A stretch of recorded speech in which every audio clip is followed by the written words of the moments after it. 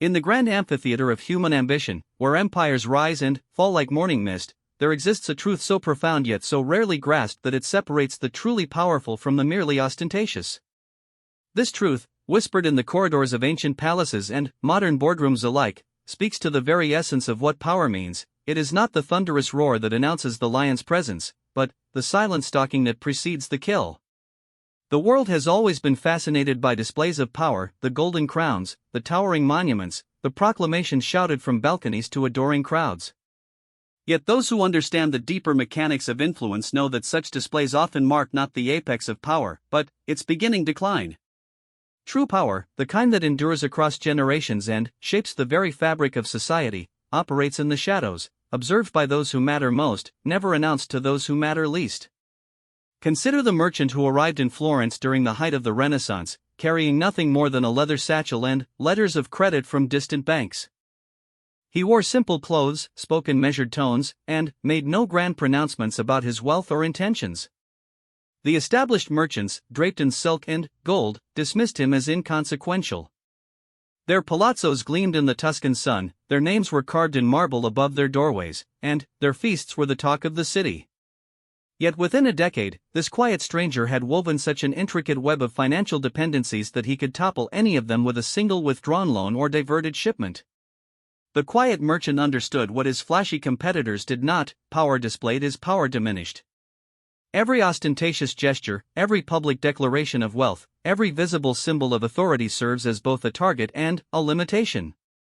The crown announces who should be overthrown, the boastful speech reveals the speaker's insecurities, the golden palace becomes a prison that its owner must constantly defend. This principle extends far beyond the realm of politics or commerce. In the intimate arena of human relationships, the same dynamic plays out with devastating clarity. The man who constantly speaks of his strength reveals his weakness, the woman who must announce her independence demonstrates her dependence on others' validation. True strength, like true power, manifests not in declaration but in action, not in words but in results, not in what is shown but in what is simply, quietly, undeniably present. The ancient Chinese strategist Sun Tzu recognized this when he wrote of appearing weak when strong and strong when weak. But he was pointing to something even more fundamental, the recognition that perception and reality operate on different planes, and that mastery lies in controlling the gap between them. The general who allows his enemies to see his full strength has already lost half the battle, for he has given them the information they need to counter him. The general who keeps his true capabilities hidden maintains what modern strategists call strategic ambiguity, the ability to be everywhere and nowhere, to threaten everything while committing to nothing.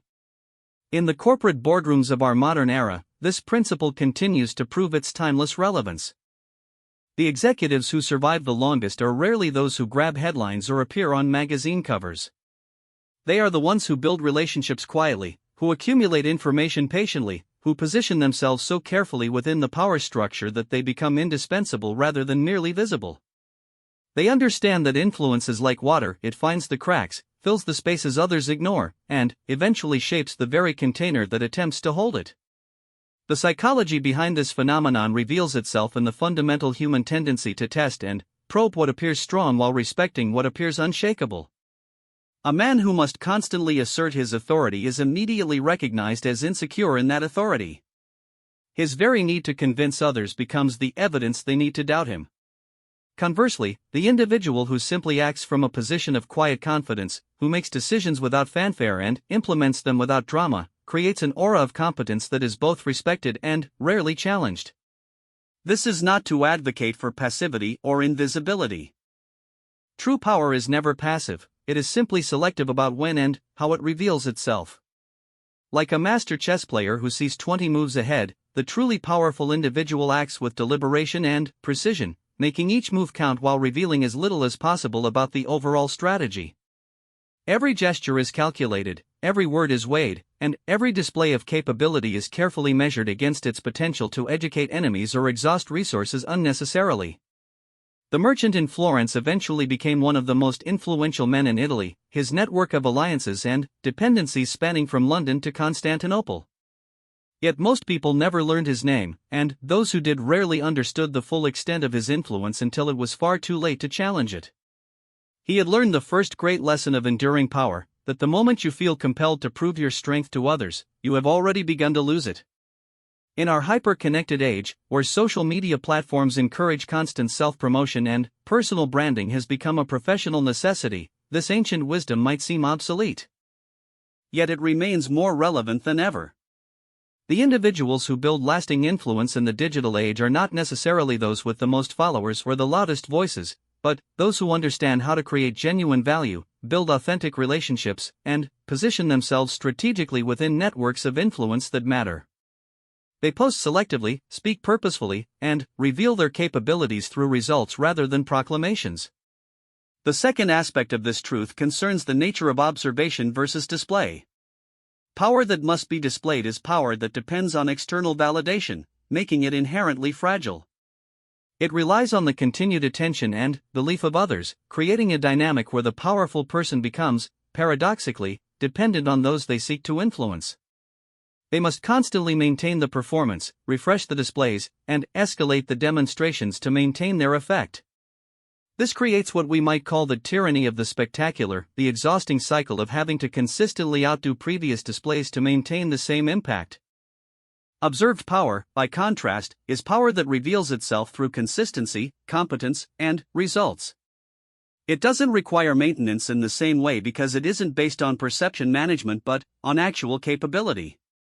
When someone consistently delivers results, makes sound decisions, and demonstrates reliable judgment, their power becomes self-evident to those who matter. They don't need to announce their capabilities because these capabilities announce themselves through their effects. This distinction becomes particularly crucial in times of crisis or challenge. Display-based power crumbles the moment the displays cannot be maintained or when they are revealed as hollow gestures disconnected from real capability. The dictator's golden palace becomes a liability when revolution comes knocking, the executive's expensive suits become irrelevant when the company faces bankruptcy, the social media influencer's carefully curated image collapses when authentic crisis demands genuine competence. Observed power, however, tends to grow stronger under pressure because it is based on substance rather than appearance. The quiet competence that people have come to rely upon becomes even more valuable when everything else is uncertain. The relationships built through genuine value creation become sources of support rather than mere transactional arrangements. The reputation earned through consistent performance becomes a foundation for even greater responsibility and trust. Understanding this distinction requires a fundamental shift in how one approaches the accumulation and exercise of influence. Instead of asking, "How can I make people see how powerful I am?" the question becomes, "How can I become so genuinely capable that people naturally turn to me when capability matters?" Instead of focusing on symbols and displays, the focus shifts to substance and results. Instead of seeking immediate recognition, the goal becomes building long-term credibility and trust. This approach demands patience, discipline, and a certain comfort with anonymity that many find challenging in our culture of instant gratification and constant visibility. It requires the confidence to let work speak for itself and the wisdom to understand that true recognition comes from those whose opinions actually matter, not from the general public whose attention is fleeting and whose judgment is often superficial. The merchant in Florence understood this distinction intuitively.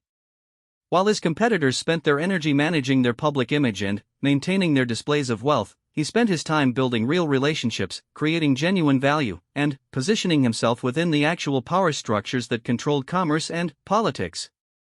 When economic crisis eventually came to the city, as it inevitably did, his competitors' displays became liabilities while his quiet competence became his greatest asset.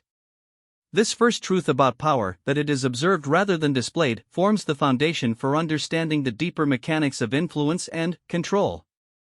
It prepares us to explore how this principle applies not only to external relationships but to the most crucial relationship of all, the relationship we have with ourselves and our own limitations. For it is in the mastery of self that true invincibility is found, not in the conquest of others. Part 2, The Crucible of Self-Mastery and the Forge of Invincibility. The second great truth of enduring power lies not in the defeat of external enemies, but in the systematic dismantling of one's own weaknesses. This process, brutal in its honesty and unforgiving in its demands, represents the transformation from mere mortal ambition to something approaching invulnerability. The man who destroys his weak self creates a fortress that no external force can breach, for he has eliminated the very foundations upon which such attacks depend.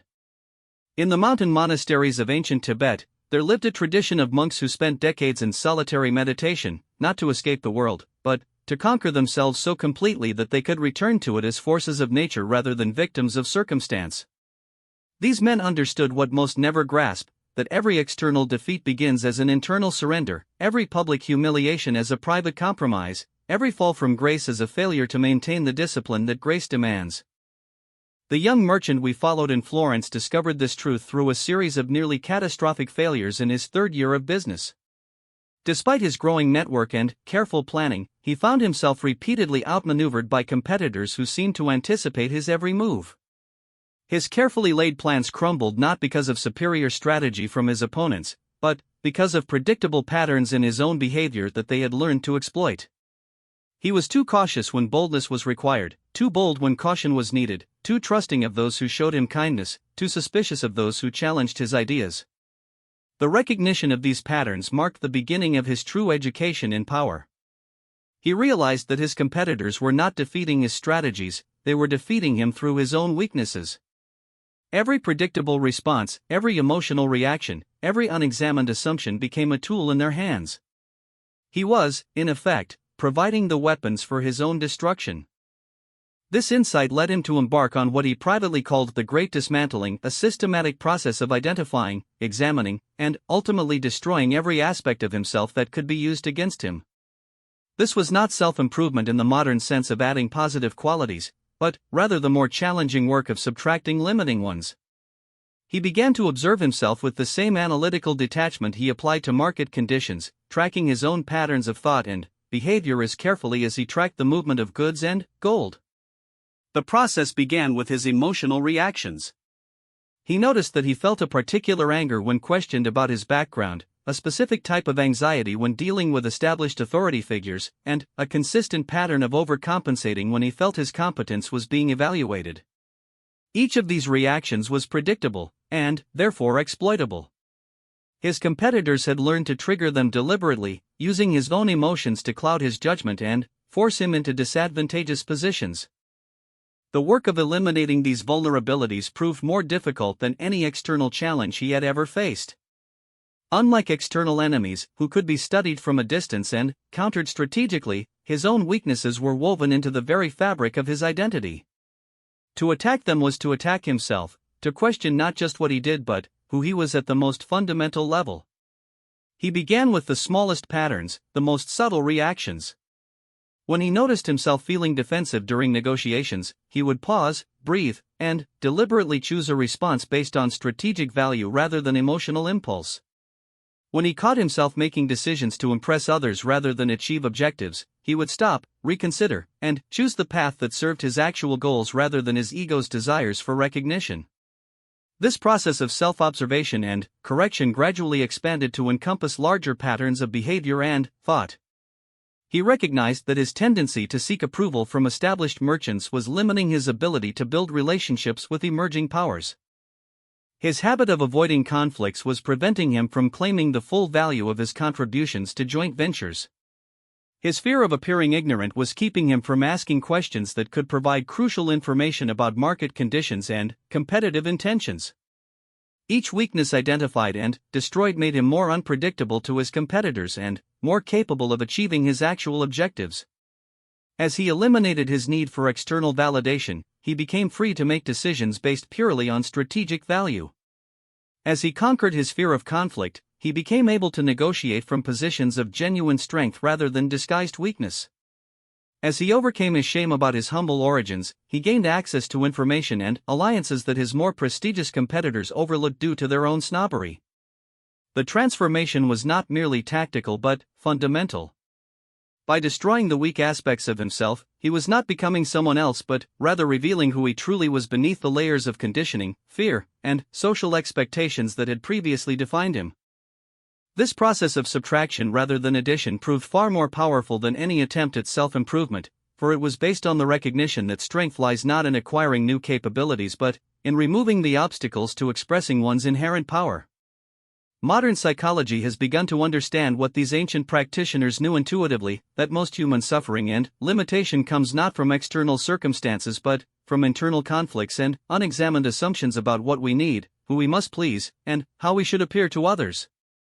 The executive who cannot say no to unreasonable demands destroys himself more effectively than any competitor could. The leader who needs to be liked by everyone renders himself incapable of making the hard decisions that leadership requires. The entrepreneur who cannot bear to fail small ensures that he will eventually fail big. The process of self-mastery that our merchant undertook follows a predictable pattern that appears across cultures and centuries. First comes the recognition that external defeats often reflect internal weaknesses. Then follows the difficult work of honest self-examination, identifying the specific patterns of thought and behavior that create vulnerability. Next comes the systematic practice of choosing different responses, gradually building new neural pathways and behavioral patterns that serve strategic rather than emotional purposes. The final stage, which some never reach, involves the complete integration of this new way of being, where strategic thinking and authentic expression become indistinguishable. At this point, the individual no longer experiences the internal conflict between what they want to do and what they think they should do, because they have eliminated the false beliefs and emotional patterns that created such conflicts in the first place. This integration creates what appears to others as a kind of invulnerability, not because the person cannot be attacked, but because the usual methods of attack no longer find purchase. You cannot manipulate someone who has no hidden emotional triggers. You cannot intimidate someone who has already faced and conquered their deepest fears. You cannot deceive someone who has learned to see clearly through their own self-deceptions. You cannot corrupt someone who has already identified and eliminated their own corrupting influences. The merchant's transformation into this kind of integrated power took nearly 7 years of daily practice and constant vigilance.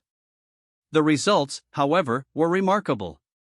His competitors found that their usual tactics, playing on insecurities, creating social pressure, exploiting emotional reactions, simply stopped working. He became like water flowing around obstacles, flexible enough to adapt to any situation yet powerful enough to wear down the strongest resistance through persistence and consistency.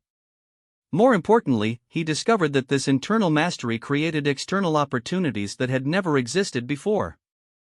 When you are no longer limited by the need to protect your ego, you can take risks that others cannot. When you are not driven by the fear of looking foolish, you can ask questions that reveal crucial information.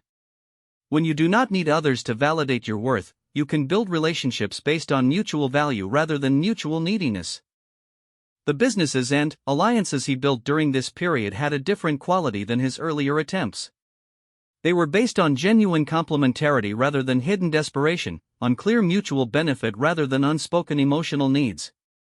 His partners found him both more reliable and more valuable, because he could be counted upon to act in accordance with clearly stated principles rather than unpredictable emotional impulses.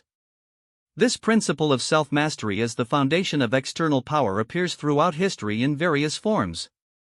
The samurai who spent years perfecting his mental discipline before ever drawing his sword. The artist who destroyed her attachment to others' opinions in order to create truly original work. The scientist who learned to question his own assumptions so thoroughly that he could see patterns others missed. The political leader who conquered her own need for popularity in order to make the decisions that history would vindicate. In each case, the process involved the same fundamental recognition that true invincibility comes not from building stronger defenses against external attacks, but from eliminating the internal weaknesses that make such attacks effective in the first place. It is the difference between building higher walls around a crumbling foundation and building on bedrock that needs no walls for protection. This understanding leads naturally to the third great truth about power and self-mastery, that these principles, when properly applied, create a form of influence that transcends individual success and begins to shape the very environment in which others operate. The person who has truly mastered themselves does not merely succeed within existing systems but begins to create new systems that reflect their own clarity and strength. Part 3, The Architecture of Influence and the Creation of Unshakable Systems. The final evolution of true power reveals itself not in personal invincibility alone, but in the ability to create systems and structures that embody and perpetuate the principles of observed power and self-mastery. This represents the transition from individual strength to environmental control, the difference between being undefeatable and making defeat irrelevant by controlling the very conditions under which conflicts occur. Our merchant in Florence, now in his 15th year of operations, had progressed beyond mere success to something approaching institutional influence. His network of relationships, business practices, and information systems had grown so sophisticated and interdependent that they began to function as a kind of economic ecosystem, with its own logic, incentives, and self-reinforcing patterns. He no longer competed within existing markets so much as he created new markets that naturally favored his approach to business. This transformation began when he recognized that his individual mastery, however complete, would always be limited by his mortality and finite attention. True power, he realized, must outlast its creator and operate independently of constant supervision. It must be built into the very structure of institutions, relationships, and systems so that it continues to function according to its creator's principles long after the creator has moved on to other concerns or departed entirely. The process of creating such systems required a fundamental shift in thinking from short-term tactical victories to long-term strategic positioning. Instead of asking, "How can I win this particular negotiation?" he began asking, "How can I structure this relationship so that everyone naturally acts in ways that serve my broader objectives?" Instead of seeking to defeat competitors, he focused on creating conditions where his way of doing business became the most logical and profitable approach for everyone involved. This shift manifested first in his approach to partnerships and alliances. Rather than negotiating individual deals, he began designing ongoing relationships that created mutual dependencies and shared incentives for success. His partners found that working with him became increasingly valuable over time, not because he offered better terms than competitors, but because he created systems that made their own operations more efficient and profitable. For example, instead of simply buying and selling goods, he developed information networks that helped his partners identify opportunities and avoid risks they would never have seen on their own. He created financing arrangements that gave them access to capital during seasonal fluctuations, eliminating the desperate decision-making that often led to poor outcomes. He established quality control systems that enhanced their reputations in markets where reputation directly translated to premium pricing. Each of these innovations appeared to benefit his partners more than himself in the immediate term. However, they created long-term dependencies that ensured his continued centrality to their operations while generating multiple streams of value that were often invisible to outside observers. His partners became more successful, but in ways that made him indispensable to their success. They gained capabilities they could not replicate independently, while he gained influence that extended far beyond any single transaction. This approach to system building reflected a deep understanding of human psychology and organizational dynamics. People resist being controlled, but they embrace systems that make them more capable and successful. They rebel against obvious manipulation, but they voluntarily participate in structures that serve their perceived interests. The key lies in designing systems where individual self-interest naturally aligns with broader objectives, creating what economists call incentive compatibility, but which practitioners of power know as the art of making others want what you need them to do. The merchant's information networks exemplified this principle. Instead of hoarding information to maintain competitive advantage, he created systems for sharing certain types of information that made all participants more successful while ensuring that the most valuable insights flowed to him first and most completely. Merchants throughout Italy began to rely on his networks not just for specific intelligence about market conditions, but for the analytical frameworks that helped them interpret and act on information effectively. These frameworks, developed through his years of self-mastery and strategic thinking, gradually became the standard approach to business planning and risk assessment throughout his network. Partners who initially adopted his methods to improve their immediate results found themselves thinking about business in fundamentally different ways, more strategically, more systematically, and more aligned with his overall approach to commerce and relationship building. The transformation was subtle but profound. Without anyone realizing it was happening, his way of thinking about business became the dominant paradigm within an increasingly large and influential network of merchants, bankers, and political figures. They were not following his orders or even his explicit guidance, they were using tools and frameworks he had developed, which naturally led them to conclusions and actions that served his broader objectives. This represents the highest form of power, influence that operates through the voluntary adoption of superior methods and perspectives rather than through coercion or manipulation. People choose to think and act in alignment with your objectives because doing so makes them more successful and capable, not because they are forced or tricked into compliance. The creation of such systems requires three essential elements that our merchant had spent years developing. First, genuine superior capability. The systems must actually work better than existing alternatives, or people will eventually abandon them regardless of short-term incentives. Second, patient implementation. The benefits must be real and immediate enough to encourage initial adoption, while the deeper dependencies develop gradually and naturally. Third, continuous evolution. The systems must adapt and improve over time, maintaining their competitive advantage and relevance as conditions change. The first element, superior capability, grows directly from the self-mastery we explored earlier.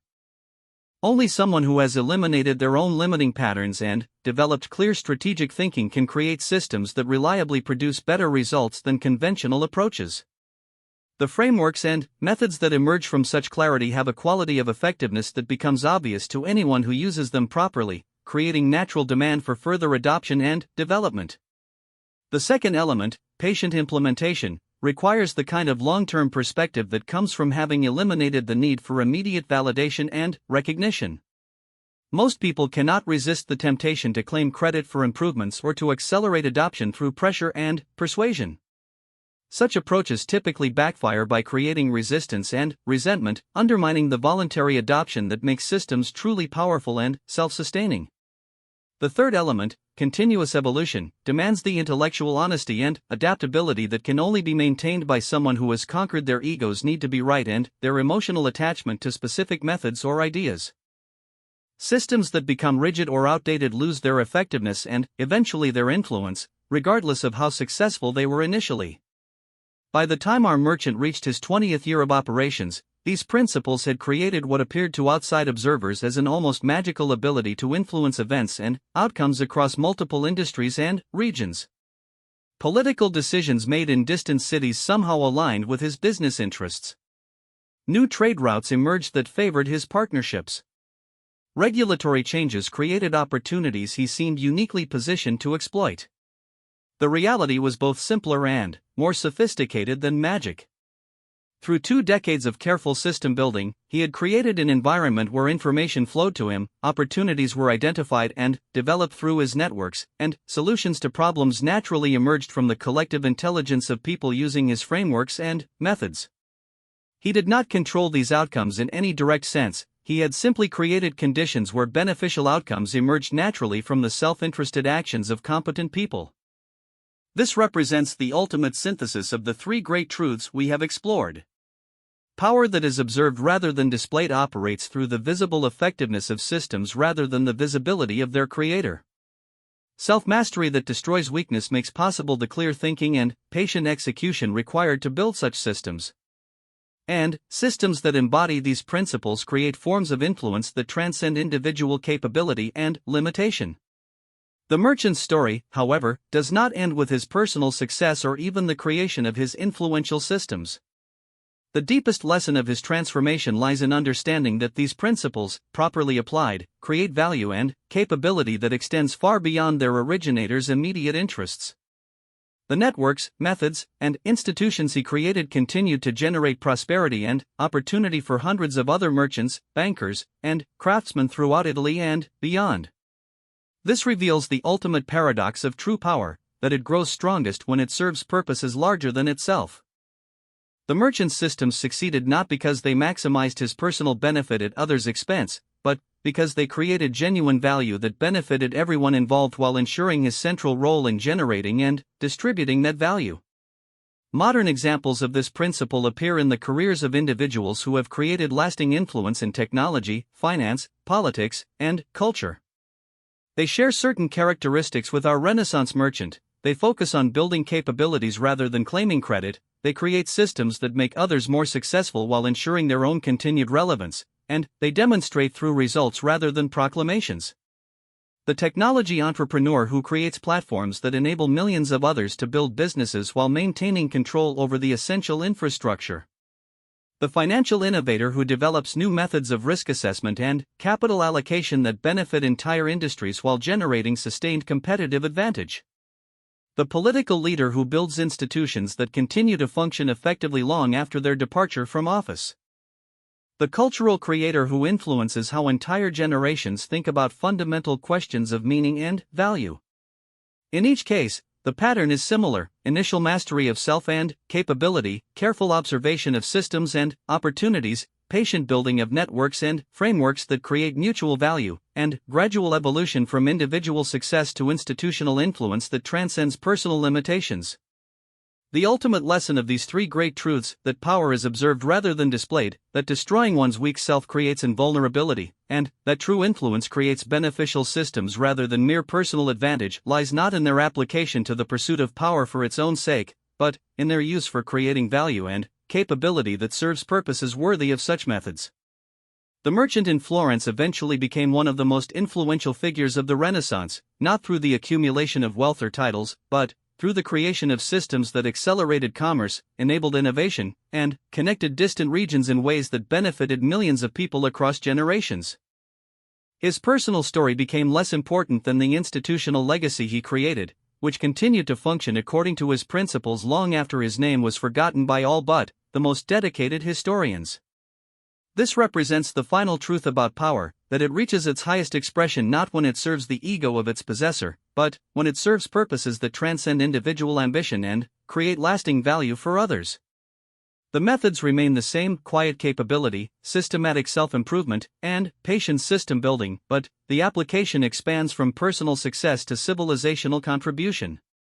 In our contemporary world, where the challenges of technology, environment, governance, and human development require solutions that transcend individual capability and national boundaries, these ancient principles of power offer a framework for creating the kinds of influence that can actually address such complex and interconnected problems. The same methods that once built commercial empires can now build the systems and institutions necessary to navigate the challenges and opportunities of an increasingly complex world. The true measure of power, finally, lies not in what it can destroy or dominate, but in what it can create and sustain. The merchant's legacy lived not in the competitors he defeated or the wealth he accumulated, but in the networks of prosperity and capability that outlasted him by centuries, continuing to generate value and opportunity for people who never knew his name but benefited daily from the systems he had the vision and patience to create. This is the ultimate Machiavellian wisdom, that the prince who truly understands power seeks not merely to maintain his own position, but to create institutions and systems that embody the principles of effective governance and continue to serve the common good long after the prince himself has passed into history. Such power truly cannot be destroyed by others, for it has become woven into the very fabric of civilization itself, observed in its effects, proven by its benefits, and sustained by the voluntary participation of those who recognize its value. The principles explored in this document represent a synthesis of classical strategic thought, modern organizational psychology, and historical analysis of individuals who achieved sustained influence across multiple domains. While illustrated through the story of a fictional Renaissance merchant, these patterns appear consistently across cultures, time periods, and fields of endeavor. The application of such principles requires not merely intellectual understanding but practical implementation through sustained effort over years or decades. True power, as we have seen, is never achieved quickly or easily, but, once properly developed, it becomes a force that can shape not only individual destiny but the broader conditions under which entire communities and civilizations develop and thrive.